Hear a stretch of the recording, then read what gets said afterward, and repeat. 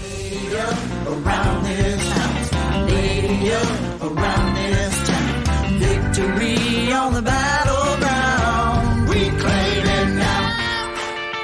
Lady up, lady up. Lady up, lady up.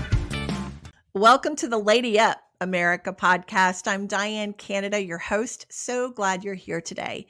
It is Wednesday. It's November the 15th. And y'all, we got some crazy news to get to as we try to navigate this crazier and crazier world. Let's get right to it.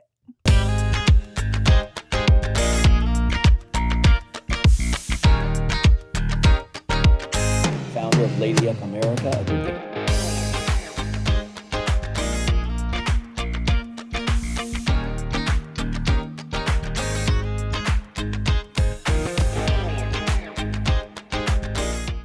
You know, the Lord warned us as we came into the end of the age that wrong would be called right, right would be called wrong, that we would see drastic differences in the way that people treated each other, the selfishness, all of these kinds of things. But I think in our lifetime, what we're experiencing is bringing that warning more and more to the forefront every day. You know, what we're going to talk about today is this news story that is continuing to develop out of the University of Wyoming, where the Kappa Gamma sorority has basically been pressured into accepting a transgender man into their female sorority. And all kinds of things have come as a result of that coercion. The girls that are in this very long-standing and very respected sorority have been forced to accept this guy that he goes by Artemis Langford. I think his real name is Dallin, but he is a 6'2" man who has decided that he identifies as a woman and basically has infiltrated this sorority. Now, what does that mean? Okay, we already are seeing this in women's sports.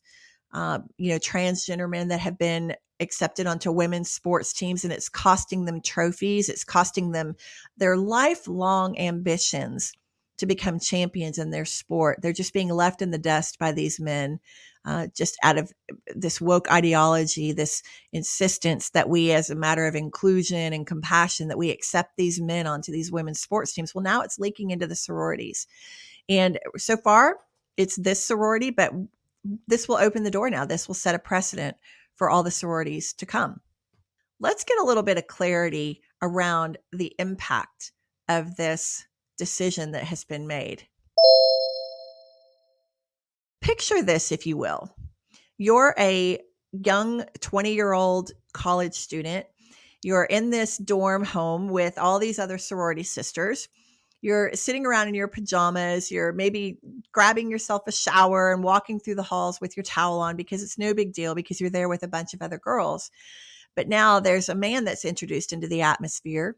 It's immediately going to make all of the women feel a little uncomfortable. But not only is he allowed into the atmosphere, he's allowed to move in.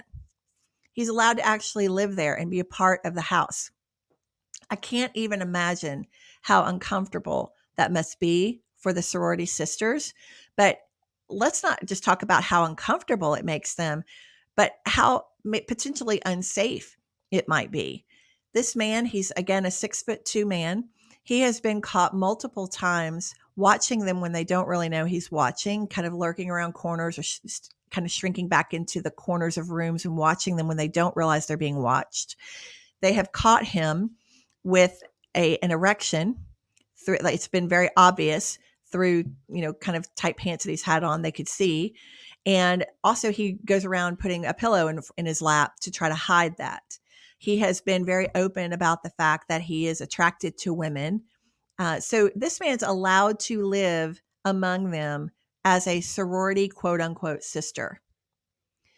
Now, one of the things we always try to do on this show is to lay aside the outrage, right? It is outrageous, but let's lay that aside for a minute and let's try to get clarity around which one of our founding values does this violate? Because as I teach you guys in the app and talking about on this show a lot, the way we get our center, the way we kind of get our clarity when there's a lot of smoke screens or a lot of craziness going on is to come back to our 7 founding values. When we hear people say, what is the soul of our nation? This is what the soul of our nation is. It's these 7 founding values. They precede the Constitution. In other words, our Constitution, our Bill of Rights, all of that is kind of stacked on top of these 7 founding values. They're the foundation. I also refer to them a lot as the load-bearing walls of our country that are holding our roof up, holding our country up. If one of these load-bearing walls comes down, then the roof of our country caves in. We no longer have a republic. Our founding fathers were extremely intentional when they set our country up to make sure that they gave us these load-bearing walls. After they studied other governments and saw what brought those down, they wanted to set us up for success. So they put these 7 founding values in place again and built the Constitution around these. So the one I want to focus on tonight is human dignity. And let me just read it to you here. So human dignity says that because all men are created equal and in the image of God, every human life has dignity and value. Every person should be measured only by the content of their character. A just government protects life, honors marriage and family as the primary institutions of a healthy society, and embraces the vital cultural influences of religion and morality. Now, it goes on from there, but that is the most relevant part of that founding value that I wanted to share. So human dignity is really on the line here. The religious and the vital religious and moral aspects of our society have to be maintained. God created us in his image. He made man and he made woman in his image for a very intentional purpose. And we are not to, as a God-fearing, God-loving society, we are not to allow people to redefine what a man or a woman is. That is not of God. Confusion is not of God. The enemy is the author of confusion. So infiltrating this man into this sorority is not okay. We cannot say, oh, that's inclusive. Oh, that's compassionate, because not only is that not God's design, but it's also not common sense for the safety of these women. Y'all, this is the education and civil rights issue of our time for women. We had a point in our history where we had to stand up and we had to fight for human dignity in other forms. We've had to fight for it when it came to the issue of slavery. We had to fight for it when it came to the issue of abortion. And now we're having to fight for it to protect women.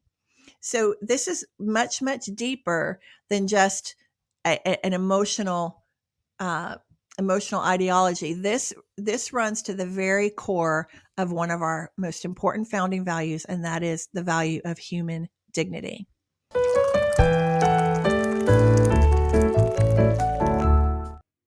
All right, ladies, joining us for tea time today is our friend Michelle Parker.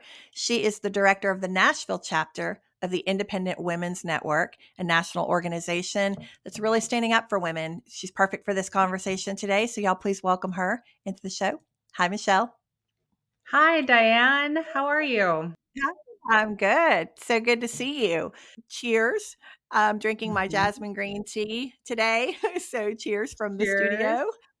You know, Michelle, I am just, it's like, where do we even start? Like, this is an outrageous story that we're covering today about this Kappa Kappa Gamma sorority. We're going to dig into this conversation in a minute, but I think it's so important for us to just agree to set aside the outrage and kind of come back to level heads and say, okay, this is happening. This is a fight between good and evil. It's not political at this point. It's not even cultural at this point. It is a spiritual battle that we're in. And what do we do about it? How do we show up as women, as God's daughters, and respond in this insanity, in this upside down culture that we're in? So what are your thoughts on that first? And then we'll dive into the conversation. Yeah. Well, I think that, like you and I were talking about, as daughters of the king, above all else, it is important that we stand up for good and that we stand up for objective truth, which is Yes. his truth and the only truth. Yes. We are called to be salt and light in this fallen world. Mm-hmm. And sometimes standing up for truth means sacrificing the approval of man, which in Mm-hmm. this case, we'll find in this situation is exactly what happened. Yeah, it's so true. And God teaches us in the Bible where when he says render unto Caesar what is Caesar's, for us to follow the laws of the land, all of that. We are to do all of that unless it's in direct violation of his law. And then at that Exactly. point, that's where the red line is. Yes, we follow whatever these laws are that's coming down unless they violate his law. And so that's where I think a lot of us get a little fuzzy. It's like, well, how are we supposed to stand up? That confusion that can take place in our minds. And then in the fashion in which we do it, it really is just a matter of standing firm on truth. It doesn't mean being violent. It doesn't mean being ugly about it. It's just like God says in the Bible, let your yes be your yes and your no be your no. And it doesn't require a lot of theatrics. It's just a simple speaking of the truth and being willing to face whatever consequence comes your way from doing that. And I think that's where a lot of us chicken out because we don't want to lose things. We don't want to lose our I agree. creature comforts. Hmm. So let's talk about this case. So I was telling the ladies about it a little bit before you came on, and I know you and I have talked about it. So the Independent Women's Network is very active in this. One of your members, Patsy Levang, I believe is how you say her name. Is that right? Patsy Levang, Levang, yes. Levang. Mhm. Uh, she's tell us. I'll let you. I'm sure you'll Sure. articulate this a little bit more clearly than I can. But help us understand the connection between Independent Women's Network and Patsy's connection to this sorority.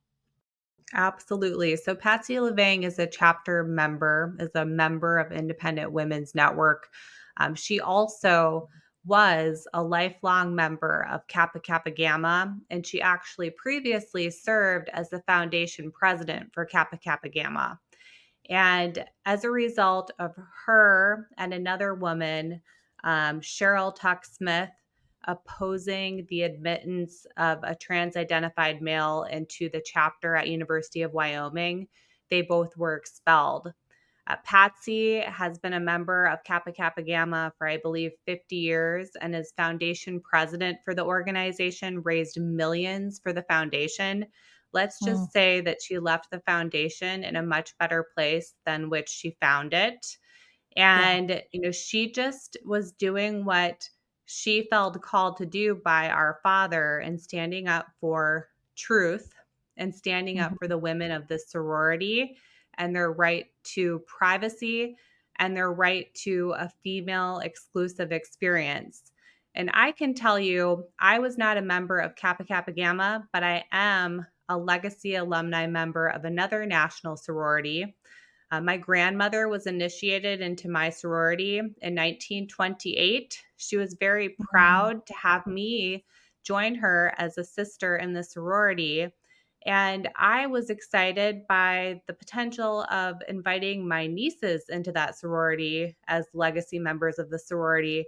But since many national sororities, including my sorority, have changed have put out public statements around inclusion, which Mhm. prioritize, woke gender ideology over the rights and privacy of female members of the sorority, I'm hesitant to encourage my nieces to pursue membership in my sorority. And Yeah. that's very sad.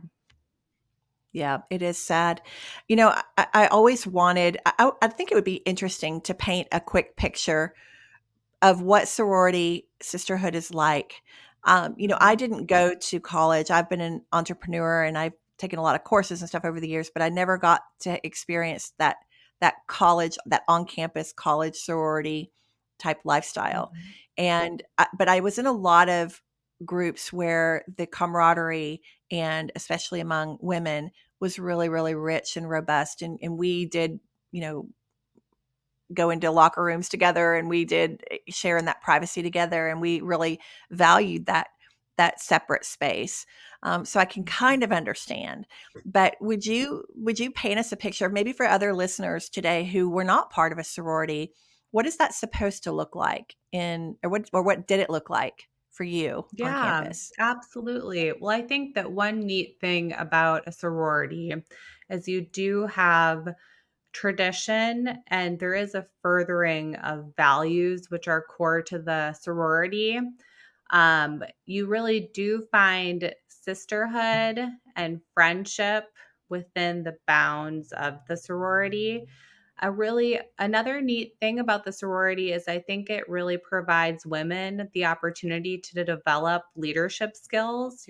You have the opportunity to run for office within the sorority and Hmm. play a role on campus as it relates to leadership within the Panhellenic Council, which is the governing body over national sororities. Um, like just I had the opportunity to serve as a what was my role? It was around our teaching the like kind of guidelines for Mhm. rituals for our Mhm. sorority. And I mean, for me, that was a really neat opportunity to step up as someone who is like 19, 20 years old and play that leadership role. And that definitely was a first step for me in developing confidence and leadership, which I use today in my role as chapter leader for Independent Women's Network. Mhm. So, I mean, I guess I would describe it as an opportunity to connect with other women who share your values and have the opportunity for friendship with which for many people lasts far beyond your college years. For that legacy also, I mean, especially for members of the sorority who had family members who were in that sorority. Like for me, that was very special having my grandmother as an alumni Yeah. member of the chapter, having that connection to that legacy of the sorority and then the leadership opportunity and also the accountability. Like a sorority beyond just your family at home has standards for academics and has standards for how we conduct ourselves on campus. So for Mhm. a young woman who it's your first time away from home, I think it's nice to have that built-in kind of familial structure on campus, as Mhm. well as the accountability to hold you accountable and to support you as you're transitioning into your adult life. Mhm. I would imagine too, just looking out for each other, safety, things like that are important to if someone doesn't come home, we know, to go looking for them. There's just I'm sure there is a sense of belonging and like you say, Absolutely. kind of a pseudo familial um, structure to that. So when we talk about introducing a man into a female sorority, I mean, I can imagine just from the groups I've been in. I was in drill team and I was in color guard, and we had, there were times we stayed in dorms, for band camps, things like that. So again, it's a slightly different experience, but I know just from that, there were very strict rules about boys being even allowed on the floor, much less Mhm. into our private sleeping spaces, things like that. So I can't wrap my head around how anyone could think it would be a good idea for a man to be not only allowed into those spaces, but to become a quote unquote part of that sorority. So again, laying the outrage aside, I'd love to just try to get some kind of, if it's possible, perspective on how that would even be perceived as okay. Um, You're right. what, yeah. And that was the case, I will say. Like within our sorority, men were only allowed in the common space of the sorority, and they were not Mhm. allowed in the living quarters of the sorority. Because, Yeah. I mean, that is your intimate living space, like women and girls. I mean, that we were changing in those areas. I mean, it's private space. And so we had those Yeah. guidelines for a reason, like your boyfriend or your brother wasn't even allowed back in the private living space. And that's pretty Yeah. standard. So, yes, a organization that was built on sisterhood, now Yeah. admitting a male into that space. It's not only just I mean, it does change the dynamic of how you interact when you invite a male into that space, regardless of what he believes he is. It is Mhm. requiring other women to accept his version of reality, Yeah. which, I mean, then you're kind of lying to yourself and you're letting down your guard in that situation too. I mean, you're Yeah. acknowledging someone for what they're not actually could be a safety concern for a woman in the future if she is taught to deny reality and acknowledge someone to be something that he is not. Then Mhm. in another situation, regardless of if that individual poses a safety risk or not, it could cause that woman to condition herself to cause herself harm in the future. But not only that, it's just the aspects of sisterhood, I mean, they're just not there if you Yeah. are initiating a male. And the bylaws for Kappa Kappa Gamma did state woman, and however, did not go so far to identify what a woman is because when those bylaws were written in the 1800s, I mean, we never Yeah. thought that we'd be to this point where we needed to define that a woman means adult human female at the end of the Yeah, there day. was central agreement on what a woman was, or what a woman is. Like, I know it completely changes the dynamic when a man walks into a woman's private space. Riley Gaines has been on the podcast, as you know, and she shared with me how uncomfortable it was for them to be changing in the locker rooms and all that and have a man in the space, regardless of how he feels, how it made them feel, and when we're prioritizing one person's feelings over a whole group of girls' feelings, not to mention the common sense safety aspects. I think what I've read about this guy, his name is he goes by Artemis Langford. He is the boy who had the transgender man who has now infiltrated this sorority. I have read that they've caught him several times lurking around corners and staring at them as they dress and undress, that there's been a noticeable erection that he's had while watching them dress, that he's had to put pillows over his lap to try to hide the erections. So, and he's a 6'2" boy. So I can imagine this is only a matter of time before he acts on those impulses. And so the safety aspects alone, but yes, I think Patsy and Cheryl and a lot of these women who have stood up and said, this is not natural. This is not normal. We're not going to just, lay down and take this. We're not just going to let this happen and put these girls in potential danger or put them in, very uncomfortable positions, to say the least. So what has that cost them now? Expulsion. And they were willing to take that hit, which I think is great. But let's talk about their plight a little bit right now, and maybe what some of these other sorority sisters are facing as they're starting to stand on that truth. That's true. And one thing that I'll bring up that I think brings a little bit more color into this situation.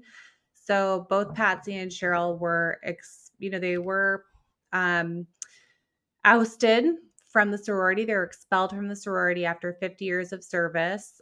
Little known fact is that there was an alumni initiate who is a male who also identifies as trans, who was initiated into a chapter in Arizona.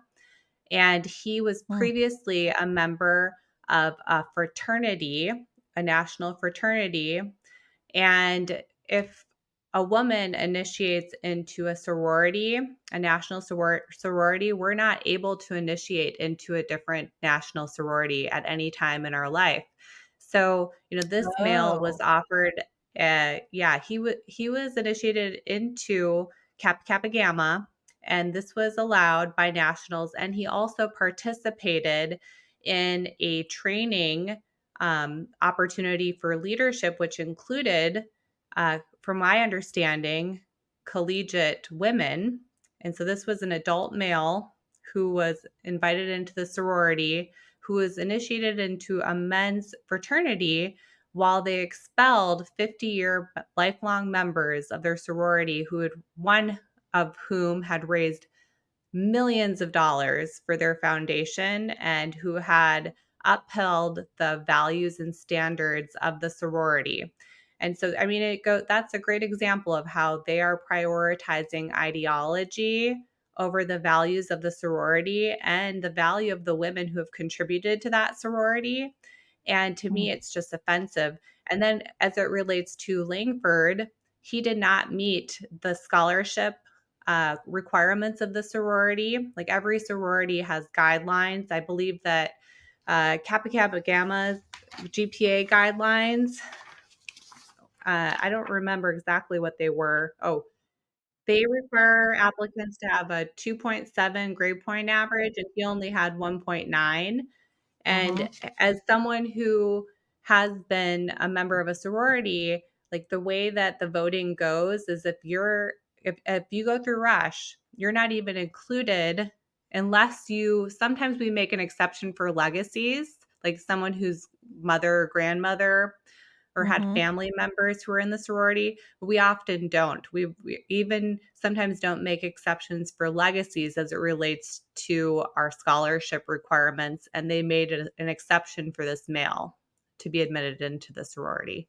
So again, it goes down to prioritizing ideology over the right to privacy and the right to a sex exclusive space for these women. And even if Langford, even if he wasn't at all a risk, even if he wasn't lurking in the hallways, regardless of any of that, the women, I think, the women do have the right to have their privacy and have a sex exclusive space. And going one step further, like we talked about as it relates to the guidelines of the sorority not being allowed to initiate into another sorority, these female members of Kappa Kappa Gamma who are currently involved in this lawsuit at the chapter in Wyoming, if they wanted to leave Kappa Kappa Gamma, they couldn't initiate into another national sorority. So, Wow. I mean, that They're like stuck. they could leave, and they may, who knows? I don't want to speak for them, but they could leave, but they could not have the opportunity. They can't just vote with their membership and leave and join another national sorority. Like they have to make that decision to forfeit the sorority experience altogether, or like start a local sorority, which isn't governed by Panhandle. So that just, again, it shows how the feelings of these women have not been taken into consideration, or the rights to privacy.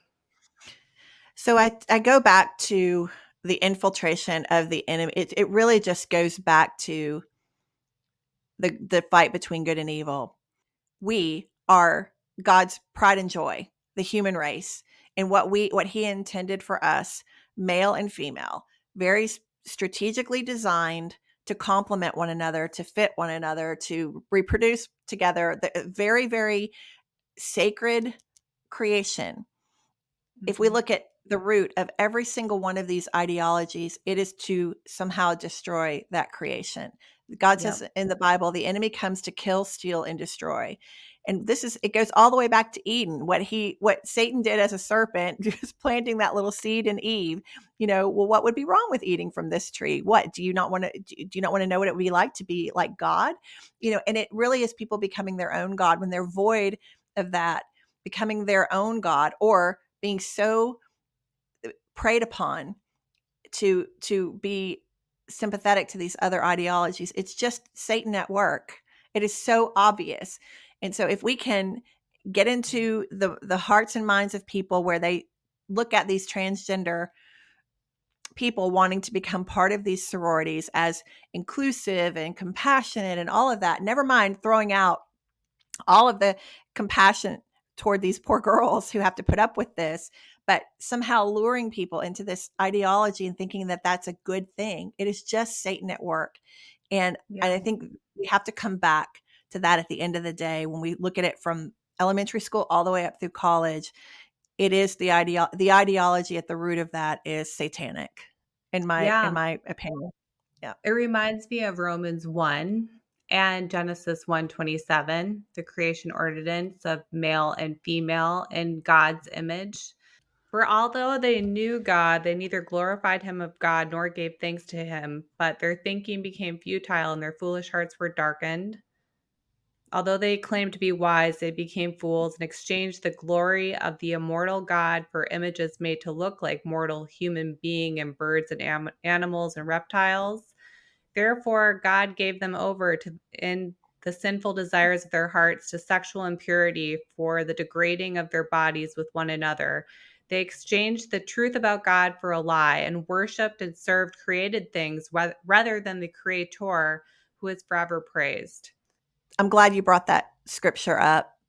And it really is about his creation. Do you notice how everything it all comes back to the sexual immorality? It all comes back to, whether, even if it's not the act of sexual immorality, but the sex, the two sexes, the male and female sexes. Mhm. It's like all the corruption eventually leads people down this path of following either their passions or completely distorting their creation. It's like it always comes back to, somehow to the sexes. When we look back in Babylon and the Roman government, and we look back at Sodom and Gomorrah and all that, it just follows the same pattern over and over and over. And the sexual depravity and the sexual ruin of creation. It's like the same story is told over and over and over again. And we're watching it play out here in the greatest country in the world. It And I'm does. glad that the Independent Women's Network and people like Patsy and people like Cheryl and these girls in this sorority, I'm glad that they're standing up. We have to. What is it, that one great quote, I believe it was, that said, the only thing necessary for evil to thrive is for good people to do nothing, Yes. and we have to not do nothing. I've heard several biblical commentators and several apologists comment on the falling away, and when God-fearing believers, or those that claim to be God-fearing believers, what several of the reasons that they leave the church, there's three main ones, and one of the main ones is sexual immorality, like thinking differently around what God says about sexual morality, what God's design for sexuality. That is a major reason why people seek after themselves as God, or fall into moral relativism. That it's money, and I believe it's money is the other one, and then the other one I believe is maybe I don't know, but I know that for sure sexuality is one of the main ones, and money is one of the other ones. Yeah. Yeah. It always comes back to somehow desecrating the creation. As women, I think we have to focus on changing the culture, winning people back to God's values, showing them how God's ways are better, and that this level of depravity is going to just continue to grow if we don't fight it. We have to speak up. Yeah, yeah. Well, I will mention that Independent Women's Law Center is supporting the Kappas in their appeal to the lawsuit that they have against Kappa Kappa Gamma. Good. And there is a group of women who are gathering funds to fund this lawsuit. If you're interested in Yeah. contributing to this fight, I mean, it is expensive to go through the appeals process, and it's very important that we win as many of these cases as possible as we stand up for truth and we create this precedent from a legal perspective, as it will play out, I have no doubt, in other states, in other cases. So important that we win this. Wholeheartedly second that. If you can help, feel led to help, then please click there and donate, and we'll fight this together. We'll just lock arms together around the country and stand firm. Thank you so much, Michelle. Thanks for all Absolutely. the work that you guys are doing at Independent Women, and always love having you on the show. Thank you, Diane.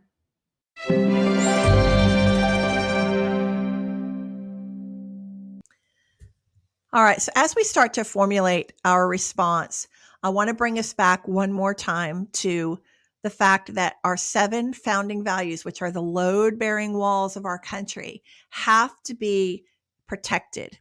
When you watch HGTV, and I know a lot of my listeners are fans of HGTV. I always like to bring up Ben and Erin Napier, right? When you see them remodeling an old home in their community in Laurel, what's one of the things they do right away before they start to tear down any walls, before they make any major changes to the house? The first thing they usually check for is the load-bearing walls. They want to make sure that they don't destroy any of those because they know that that's going to make the house incredibly vulnerable to the roof caving in. Any remodeling that they're going to do is not going to sustain because those load-bearing walls are so important. So when we see people in our culture that have hammers in their hand and they are trying to knock those load-bearing walls down, it is not only our responsibility, but it is our duty to step up and take the hammer out of those hands. We cannot just sit back and go, well, I don't want to get involved, or, well, I'm not going to, I don't know if I'm right. I don't know if I don't want to be canceled. I don't want the consequences, whatever your excuse might be. We cannot allow those excuses or those fears to stop us from stepping up and speaking truth. God called us for such a time as this. He told us to stand on truth, to stand on his word. There is power in that. It's not so much power in what we do. We may not have any power at all as human beings, but our power comes from the one who created us. And when you stand firm on his power and his words, he shows up for you. He shows up for us in the public square, in the courtrooms, wherever, on the college campuses, wherever he's needed. He can be counted on to show up, to give us the words, to give us the wisdom, to show us what to do. There are people that are stepping up no matter what it costs them.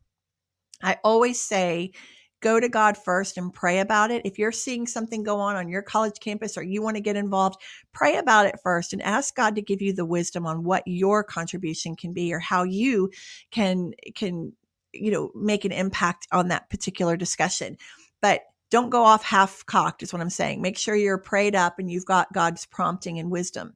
But once you have that, then step into that role, step into that room, step into that campus, whatever it is you're called to do, and know that you're on solid, sacred ground. The truth is on our side. But laying down and out of fear, shrinking back out of fear, that's not okay anymore. Like we don't have that luxury anymore. It might cost you something. It's costing the women something that are standing up now. It's cost me something, even to do this podcast.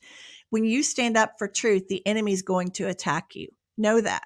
Just accept that. It's hard to stand up and to do what's right. It's hard to stand up and open your mouth and have a voice. But it's also hard watching our daughters and the women in our country completely be steamrolled by this ideology. What else is hard is watching our country go woke. It's also very hard to watch our anti-Semitism really hurt, endanger, possibly kill Jews. It's also really hard to watch our beautiful free republic to turn socialist. Pick your hard. What's harder? Standing up for God and making your voice heard and standing on that truth, speaking the truth out where it needs to be spoken? Or is it harder to just stand back and watch our country go down the tubes? So you got to pick your heart at this point, ladies. Again, pray about it. I'm not telling you what to do. Only God can tell you that. But I am telling you to choose him, to choose his wisdom, to choose his promptings, and don't let fear hold you back. All right, let's get to our parting prayer.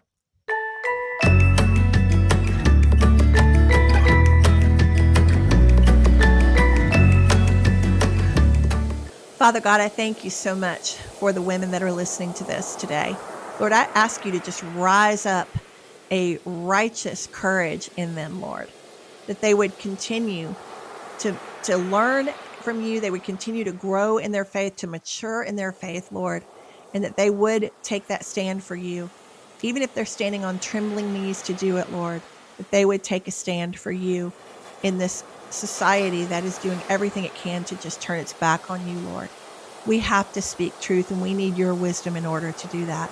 So I thank you for that today, Lord. I know you're faithful. I know you'll show up and do that. We honor you, and it's such a privilege to serve you. In Jesus' name, amen. All right, ladies, you can do this. You got this. Lady up. Lady up around this town. Lady up around this town. Victory